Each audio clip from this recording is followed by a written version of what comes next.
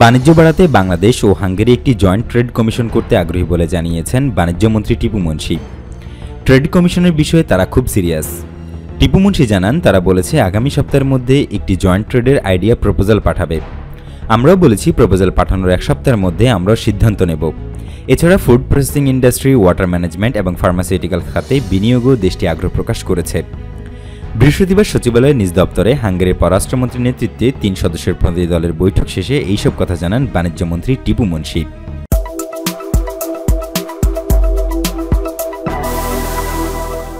বাণিজ্যমন্ত্রী বলেন, আমার সঙ্গে হাঙ্গেরি পররাষ্ট্রমন্ত্রী এবং একজন প্রতিনিধি এসেছিলেন দেখা করতে, ব্যবসা সম্পর্কে কথা বলতে।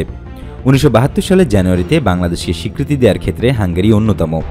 তারই ধারাবাহিকতায় আমাদের একটি চুক্তি হয়েছিল। এখন তারা এসেছে ব্যবসা বাণিজ্য করা যায় কিনা সে বিষয়ে কথা বলতে। তিনি জানান, তাদের খুব ভালো প্রপোজাল আছে। ফুড প্রসেসিং ইন্ডাস্ট্রি এবং ওয়াটার ম্যানেজমেন্টের বিষয়ে তাদের এক্সপার্টিস রয়েছে। দুটো ব্যাপারই তারা উৎসুক। বাংলাদেশে তারা বিনিয়োগ করতে চায়। আমরাও বলেছি এই দুটো ক্ষেত্রে আমাদের প্রসপেক্ট আছে। বিশেষ করে আমাদের কৃষিভিত্তিক জোন এলাকা রয়েছে। মূল যেটা আলোচনা হয়েছে, দুটো দেশ একটি জয়েন্ট ট্রেড কমিশন করবে। সেই ট্রেড কমিশনে বসে এইসব বিষয়ে আলোচনা হবে। তাদের আমরা কি সুবিধা দিতে পারি, তারা আমাদের সঙ্গে কিভাবে কাজ করতে পারে, সেসব বিষয় নিয়ে আমাদের আলোচনা হয়। হাঙ্গেরির সঙ্গে বাণিজ্যিক লেনদেনে আমরা এক্সপোর্ট করছি $150 মিলিয়ন, তারা পাঠায় $10 মিলিয়ন।